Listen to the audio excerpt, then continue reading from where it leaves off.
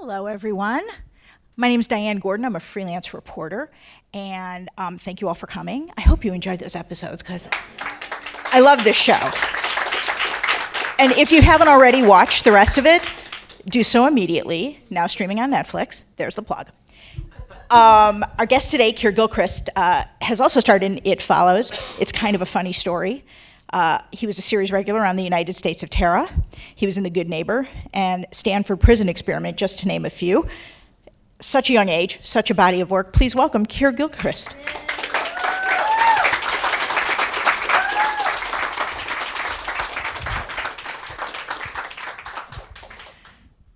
Hello. Hello. Well, let's just dive right in. When you got this role, first of all, how did you wind up being cast in the show? I guess I got an email from my reps, and they were like, "Hey, I think this is one of the best scripts in TV right now. This pilot, it's on Netflix. It's straight to series. It's I think it would be up your alley." And I read the script, and I just loved it. And so we set up a meeting with Rabia, the creator, and we talked for like two and a half hours or something. Yeah, which is the longest meeting I've ever had, like for just a general meeting, I guess. And talked about the character and the part and what she was trying to accomplish with the show and what she was looking for. And then just started pretty standard, like rigorous audition process for television. I think I went in like 5 or 6 times over the course of 3 months maybe. And it was just kept going on and on and on. And, people would ask me about it, and I was like, can we just not talk about it? Because it's just... like, I don't want to think about it. And then, yeah, they just called me up. And, yeah, I was very, very honored to be chosen. While you were shooting the show, what was the biggest challenge to portraying Sam? The role requires an incredible amount of energy, like more so than anything I've ever done. Once I kind of had figured out what I was doing with Sam, then it was more about stamina and keeping it up. And, it's a lot of work. And... he's so different from who I am that it was really a character that I had to create and keep consistent. And that was a big part as well, was trying to make sure it was consistent throughout the series. Because, it's easy to slip up and you're tired and months have gone by. I think that was the most challenging part, was just the focus and energy that it took. What kind of things did you do as research for the role? Probably the best thing was Rabia gave me a book called Journal of Best Practices, which is about a man who's married and has children, and he realizes with the help of his wife that he's on the spectrum for the first time, and then it kind of breaks down how he thinks, and it's an incredible book. I really recommend it to anyone who's interested in the subject or, Did you meet people who are on the spectrum? Yeah, I think part of what Rabia and I talked about that she really liked was that I have spent a lot of time in my life around people on the spectrum, and I have friends that are on the spectrum, and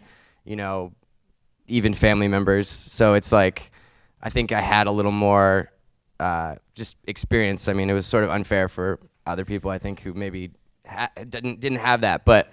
Yeah, and then, I think the book really, though, because the way my mind works, I like to read, and the way my brain processes things, I prefer to like read a book, and it really helps me break it down.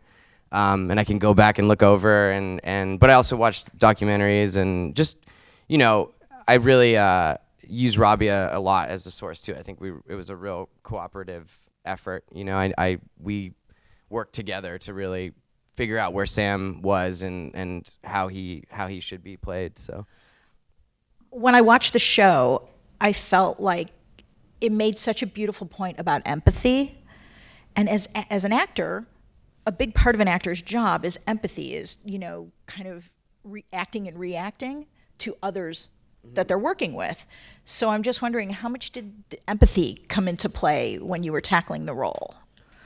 Yeah, I think with any role that I play, there is a certain level of empathy, even if it's a character that you don't like. Sam's really likable, and he's a great guy, but you have to find something that you can relate to in a part, or else it's just not gonna, feel right. But it's interesting too, because what's interesting about Sam is that, you know, because of the way that his brain works, the way he empathizes is different, you know, and there's a couple lines in the show about, you know, people think that just because I'm on the spectrum, I don't know that I've hurt people's feelings or I don't care. And that's just not true. You know, it's just a different way. But it's interesting too, like, you know, doing scene work with people and kind of working against everything that I've ever done. You know, Sam isn't all that engaged with the people around him because he's got so much going on. You know, everyone else might be here in a scene and he's kind of like down here or like over here. And so it was an interesting challenge. I've never done anything like it. And did this affect the way the directors working on the show directed you? Yeah, it's interesting. Not really. I think a lot of the time they kind of just left me alone a little bit, and you know, I kind of, in general on set, wanted to be a little more left alone. So you know, between takes, sense. I wanted to just go read, you know, or like not have people distracting me, you know. And sometimes you have people come up and they want to have a whole conversation, and you know, it's like I'm sorry, but I'm really focusing right now. It's really not easy for me. I don't want to talk about Disneyland or what. I don't know. Like it's just so.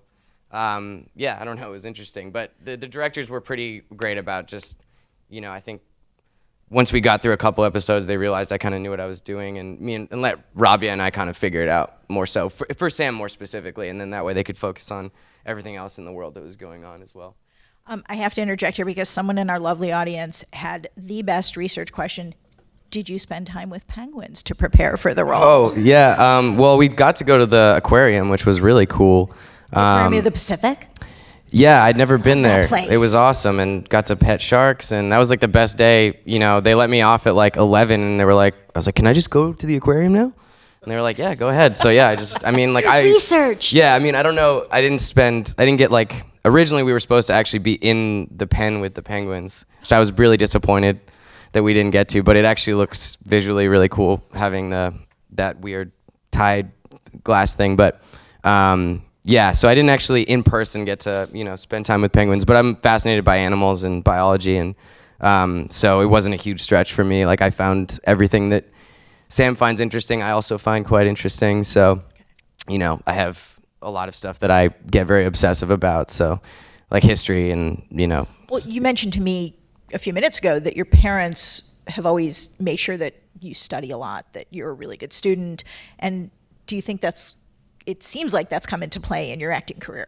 Yeah, I mean, my family are pretty academically oriented. Yeah, my mom has a PhD, and that's actually why I started acting, was because she was writing her doctorate, and so she had a lot of extra time to take me to auditions. And but I've always been really adamant about, you know, before I turned 18, you know, if your grades slip, you need an A average.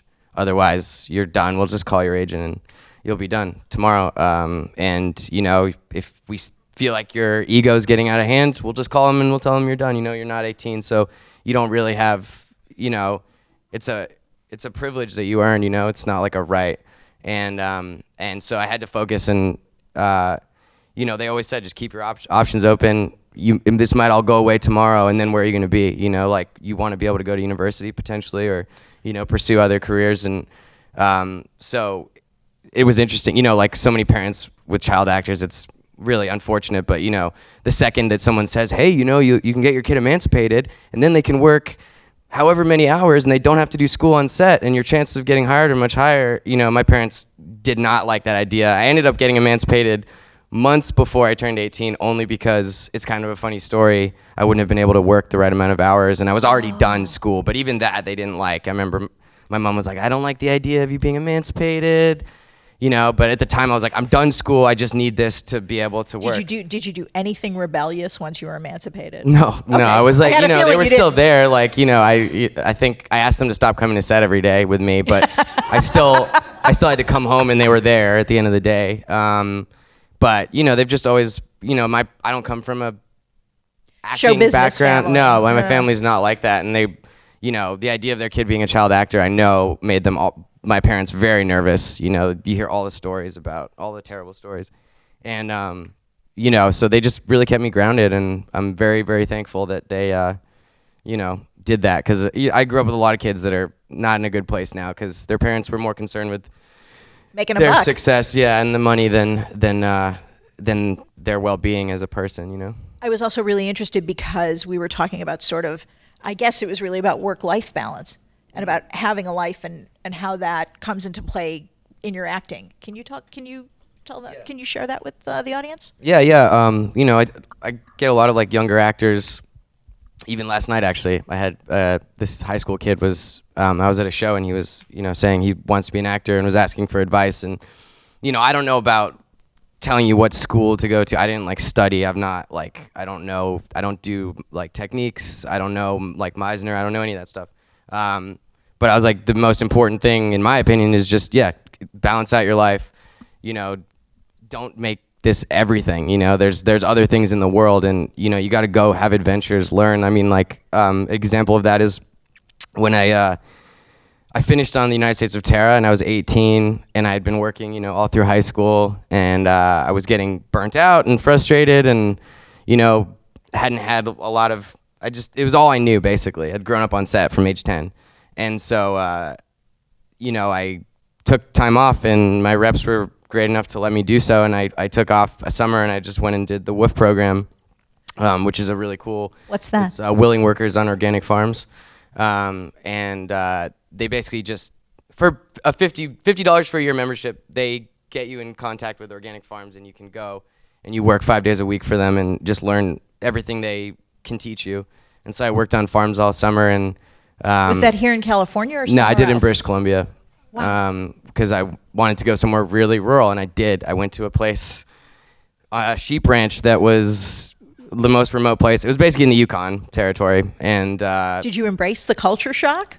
yeah, it was weird too because the family we were living with were German, so it was like I really felt like I was in another country. It was weird, but you know, just herding sheep and you know, going out mushroom picking and you know, making sure the bears don't come and eat all the sheep. So what was it like to come back to an acting job after that? It was weird because, you know, I kind of took all this time off. I took as much time as I needed, and then I ended up coming back early because my wisdom teeth were like popping out of my head, and I needed them all removed. And so I came back and, you know, came back to LA and got back into it. And I kind of like reinvent myself because I'd gone away for a while, and but it was a good experience. And I didn't work for a long time too. You know, like people sometimes comment, they're like, "There's these gaps in your career." I'm like, "Yeah, you know, my girlfriend's an actor, and she was, you know, she gets frustrated like all of us do, and I'll tell her like I've not worked for a year and a half straight before, you know, like, and that's after doing a lead in a film. That's like after being on a television series. Like, it just happens. It sucks, but again, that's why it's important to like find other things to do, and try and find a balance, you know, but yeah, it was difficult, and I really do feel like there's been a few times I've had to kind of like restart a bit. And, you know, people tell you all this, like, I think it's honestly BS, but just like, oh, just you wait when this drops, like, you're going to take off and it'll be thing after thing after thing. And I've had so many friends get really depressed because they get told this and it doesn't happen. Or they get offered movies, but they're not anything they want to do. And so they're like, you know, I just tell people just, you know, it's a slow, steady thing. Like, it's been 15 years for me, so to get to this point. When there are changes and you have to sort of reinvent or come back after like a pause, does it get easier for you as you get older? Yeah, I think I'm just used to like rejection and used to, you know, I've just grown really accustomed to all that, you know, and I mean, I just, like I try to do other things. We were talking about the balance, like, you know, I do music, I do like some tattoos, I do like whatever, like I have other things that I get into, like, and I'll get really obsessed with. I'm really into like outdoor stuff, you know, backpacking, like camping and, you know, all that stuff. So you're good at taking a break and like just going outside. I love it. Yeah, no, my acting friends are like a week off a job. They're like, what do I do with myself? And I'm just like, we could go to Sequoia if we want. Yeah, like, there's tons of stuff to do. It's Southern California. It's great. But yeah, it's, I mean, I don't really have a problem. I just want to be able to keep working, keep paying my bills, and doing good stuff. But, you know, if it all goes away, I'll be okay. When you're reviewing material that comes to you, like through your representatives, how do you know when you want to do something? I just usually gauge it by whether I think about the script afterwards, you know? For example, like when I got sent the script for It Follows, I was like, what is this? You know, like I remember just talking to my friends like, this is so weird. I don't understand it. It's really odd. It's a really strange script. It's a weird movie too, but you know, like, but I couldn't stop thinking about it, and I found myself like taking my dog on a walk and being like, what is going on with that script? And you know, I had other friends who read it and were like, I'm not going in for that. You know, like it's just a crazy script. It's like a sex demon. Like what the hell, you know? And but I was just like couldn't stop thinking about it, so I went in for it. You know, and turned out to be a really highly successful film, and more so than a lot of stuff I've done has gotten a lot of attention. And so you know, you got to really base it off that. And you know, again, like I'll meet with people sometimes and be like, I didn't understand your script at all. I really don't. Like I met with somebody recently and I was like, I didn't understand it, but I kept thinking about it, so I'm here. I'm kind of curious as to what you have to say. I love that you told them that. Yeah, well, because he asked, she's like, well, you know, what do you think of the script? Like, did you get it? Which is a weird thing to ask too, but I was like, yeah. I was like, no, honestly, I did not get it. Did not understand. Same with It Follows. You know, I sat down with David, and once I got the role, and I was like, didn't understand. I like, what's going on, man? You know? And he was like, well, what do you think? And we kind of went back and forth, and he was like, interesting. Okay, go with that. You know? And it was always this weird, you know. And I remember being on set, being like, is this gonna be scary for people? It's just a person walking. Like, this is gonna be scary. And it's like, yeah, it'll be scary. And it is, you know, and but yeah, I think it's more just, I read a lot of scripts and I don't think about them, you know, 5 minutes later I've forgotten what it is, and it's like, that's not interesting to me. I know that's not going to be fun 2 months into shooting, you know, and I'm like already over it, you know, I'm not, you know, it's hard for me to put the effort in unless I really care, so, yeah. And have you had any conversations with your reps about the types of things you'd like to do? Yeah, you know, the reason I signed with the people that I signed with was that they were like, we will just want you to do whatever you want, you know? And you liked their taste level, obviously, if you signed with them. No, yeah, and I just liked them as people, and, you know, they were like, you want to take a break and go away and come back? We're open to that. If you want to do whatever you want, you can say no to anything you want. You can tell us that the script sucks. Like, I don't care. Have they been true to their word about that? Yes. That's really cool. Yeah, no, they're great. Got extremely lucky. I've never left any of my reps. My first agent I've been with now for 15 years. In Toronto, and then my manager who's here I've been with for 10, 11, 13, something. I was like 13 when I signed with them, or 12, and I just got really lucky. I really don't even know what, you know, and I'm just really open with them, and like, you know, I encourage my friends who are having trouble with their managers, you know, it's like, be honest with them, just tell them how you feel, you know, you don't have to like appease them and, you know, end up in this weird situation where you're on a show you hate, or I don't know.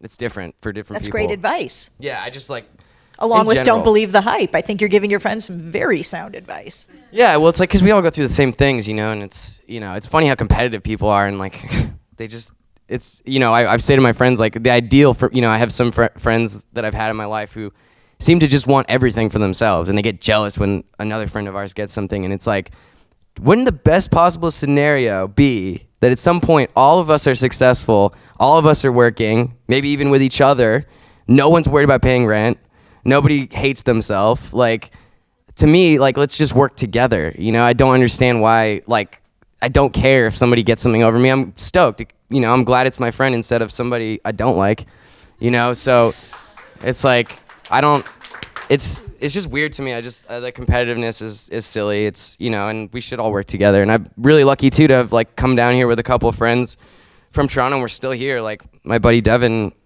Bostic, we both moved out here. He's a year older than me, but I was like 17 or 18, and we've been here ever since. And we're both, you know, I hung out with him on Sunday, you know, like I'm really glad to have those old friends. And, you know, like Thomas Mann, we worked together on, it's kind of a funny story. Sure.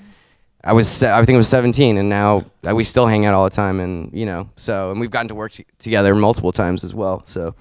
Are there actors, like, whose careers do you admire? Do you say, oh, I'd love to have an acting career like that? Male, female? Oh, yeah. Anything? I mean, I love, like, Philip Seymour Hoffman. Michael Shannon's amazing. Paul Giamatti's incredible. I don't know. I actually really like a lot more like character actors. That's more how I would like to do it. I just and just anyone who's dynamic. I don't know. I I don't compare myself all that much to other people, but like, no, but I just meant yeah. if you look at their careers and say, oh, I love the types of roles they've played, you know. Yeah, I guess, Philip Seymour Hoffman was my like favorite actor for sure. Like, Makes he's total incredible. sense. I mean, you don't even know who he is because if you watch 10 of his movies, it's like, who is the real guy? I don't know, you know, and that's interesting to me. Like, I've always loved that, even about like Peter Sellers. People talk about just like no one knew who he was, you know, like it's just like, I think that's interesting. And I like when people meet me in real life and they're like, this is not what I expected, you know. People are even disappointed sometimes. I think we were talking about that too.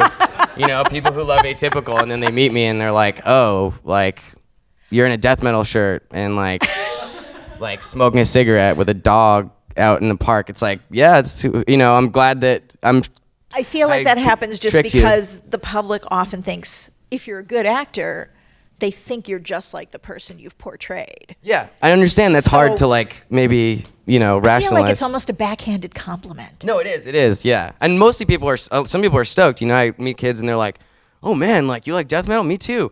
Crazy. You're an actor? What are you doing here? Like at this warehouse in South Central? I don't understand. You know, and like that's great, you know, but and so it's usually good. But then there's definitely some people where they're like very seemingly like personally hurt that I'm not Sam, you know, and it's like, I mean, I'm like, you know, I'm 25 years old. I'm not, you know, I'm not that person. Not at all. Yeah. I've only talked to you for what, 20 minutes. Yeah. This. So. Yeah.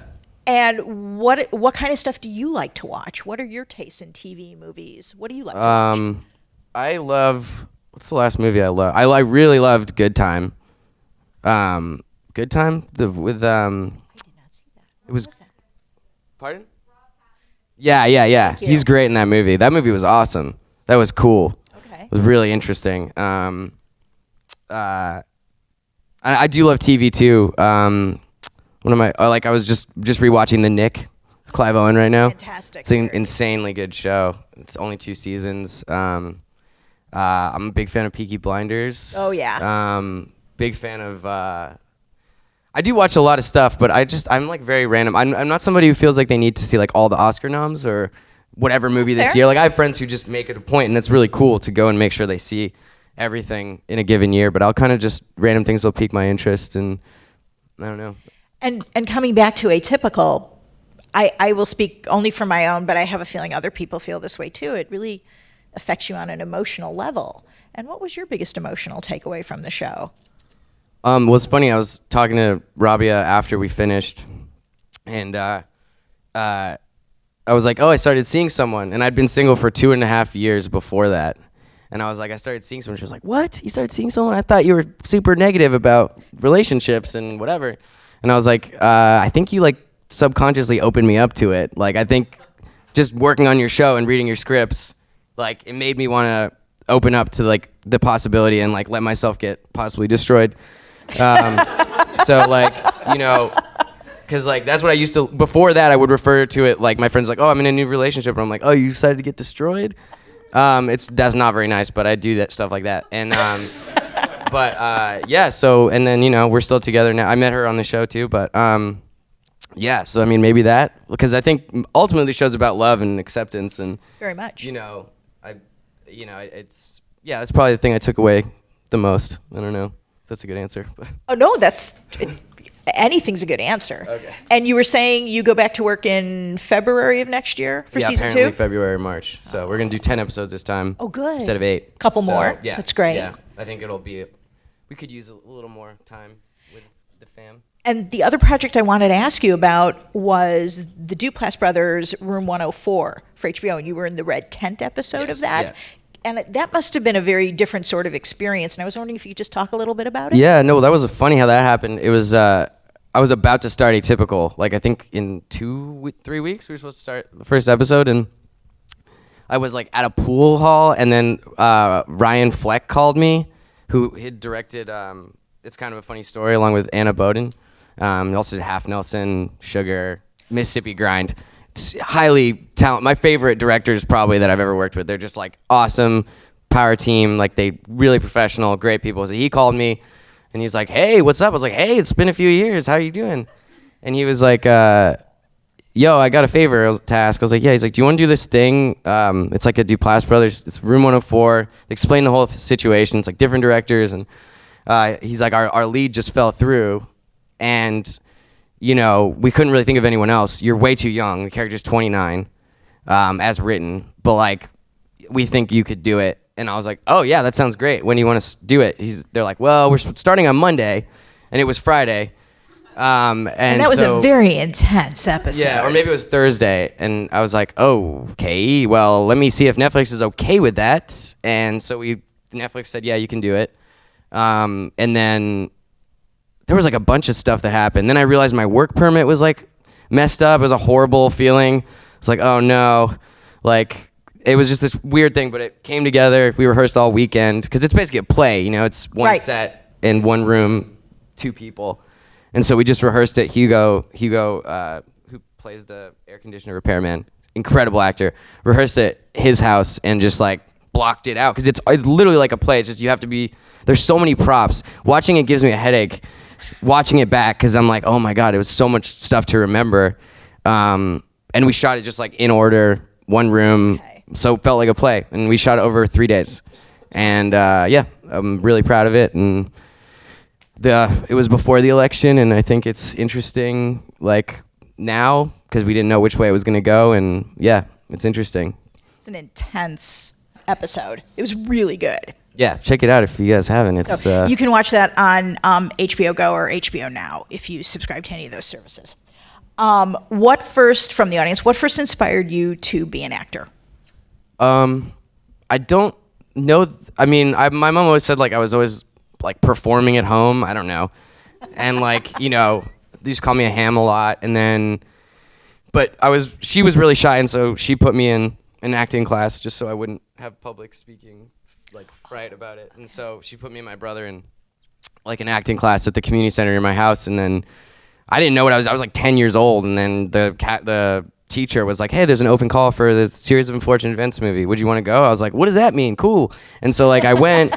And then the casting director was like, oh, I think he's excellent. You know, obviously not for this, but I wanted to meet with my agent. And so I don't know if it kind of just fell in my lap, and I grew up doing it. And it's interesting because it's not, a lot of people have that story of like, you know, they got out of college or high school and they were like, I'm going to do this. For me, it's just something I've always done, so. Well, it's just to start when you're 10 years old. Yeah. That's literally in your formative years, you know, as you're growing up and becoming a person. I talk about, you know, just some of the stuff that was happening around me. I was like, I didn't know what was going on. Like, I just, you know, like being on United States of Terror. My mom's like, you just got a part on a show with Toni Collette. I'm like, who? You know? And like, it's on Showtime. I'm like, what's that? You know, I you know, it's always been, I've had a weird, different kind of way of going about it where I've always just kind of been like, oh, wow, okay. You know, like my first audition was for like 2 lines on Queer as Folk.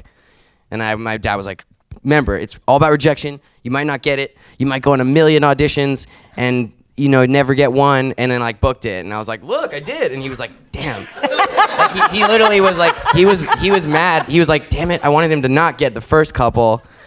And then I like booked all these commercials and I was like, look, Dad, it's easy, you know? And he was just like, you know, the rejection came later and, you know, but whatever. But like, yeah, it's just always been kind of this weird, I guess, natural thing for me. Like, because I've just been around it and, yeah. Do you think it's made you blasé about it?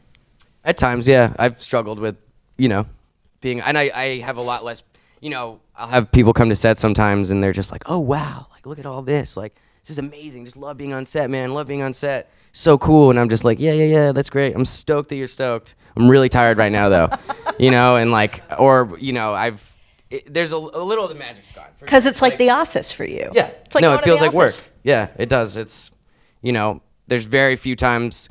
The time I still get those moments is like you go to a cool location and you've got like a crazy scene you're doing. And I still get that like, oh, wow, this is really amazing. But like being in a studio on a stage with lights in that feels like an office to you. That's like going into an office building for the rest of us. Yeah, I'm more concerned with getting the work done. I'm not really, the experience of it is not all that interesting anymore. Wow. And is there anything ahead on the schedule besides Atypical, or is that the focus right now, the next season? That's it. We're working on trying to set up some other films and stuff, but we also don't have the start date for Atypical, so Like Oh, fully. okay. Yeah, we've been told a general time. So Got until that's squared away, it's hard to really, commit to anything else. But So what are you going to do with your downtime?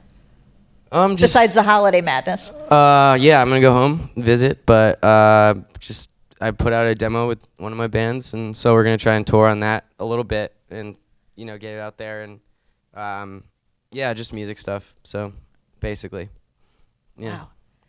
Well, we wish you lots more success. It's going to be so great to see what you do in the future, because what a body of work you have so far. Yeah, thank you. I'm really happy. I'm really proud. I'm stoked for you. Yeah. Ladies and gentlemen, Keir Gilchrist. Thank you.